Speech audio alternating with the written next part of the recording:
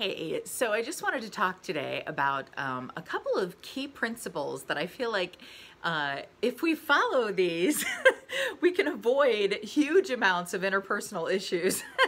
And so the first is scriptural, straight out of the Bible, and that is bear with one another in love. And of course, if you've watched any of these from me before, you know that's one that I say often.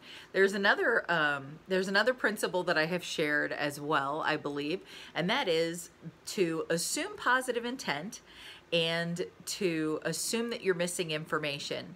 And when you combine these things, I think it really does help you avoid a lot of issues, because what I've learned is so often the problems that we have are actually about the story that we tell ourselves about a situation.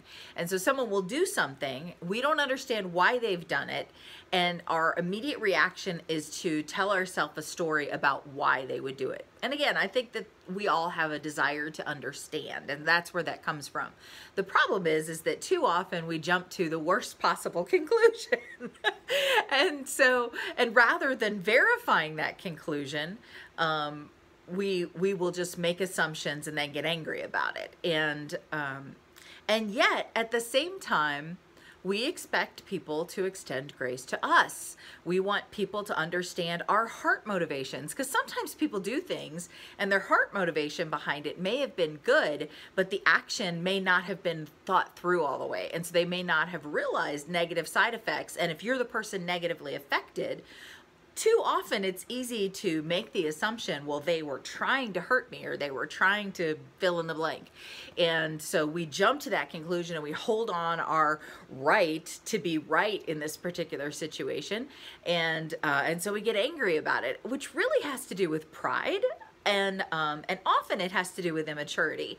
And so if we flip that and operate from a place of humility and maturity, and go and say to them, extending grace to them, the same way that we would want grace extended to us, extend grace to them and say, you know, I know that you're not the type of person who would want to hurt me. And so I'm confused by this thing that you've done that did in fact hurt me. Can you help me understand what happened here?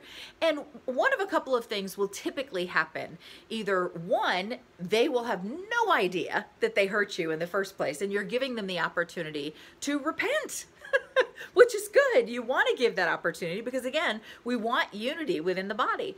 The other thing that could happen is you'll find out you have misunderstood. And so a great example of this is at the end of the book of Joshua, where the 2.5 tribes are going back to the other side of the Jordan to go home, and they build this altar. And the 10 tribes find out that they've built this altar, and they get so angry. And so they come and they're going to go to war with the 2.5 tribes. This is part of their nation, and they're about to obliterate them from the face of the earth over the assumption that they're going to go worship other gods.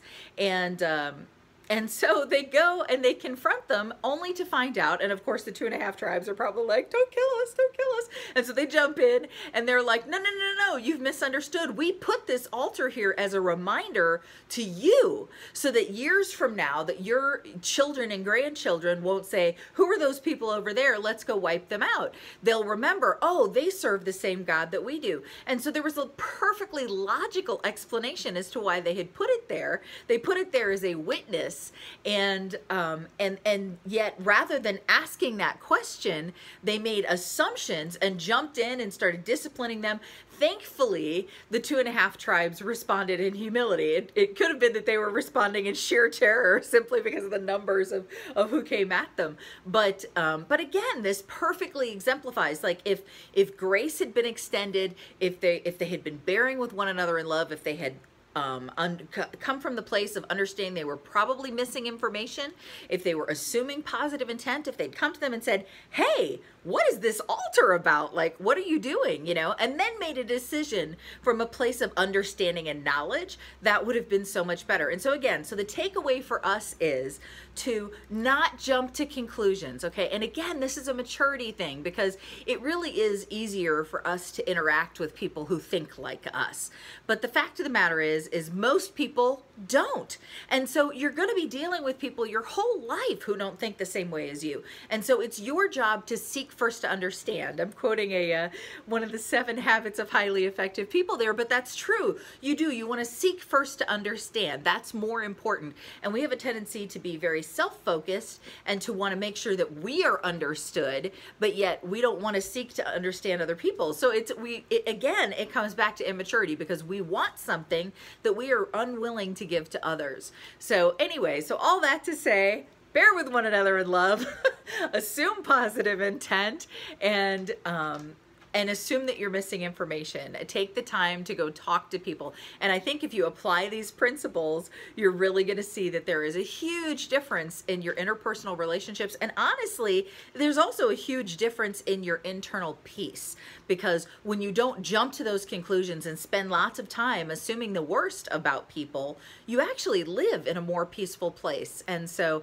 anyway, hopefully that's helpful to you. God bless you and have an awesome day.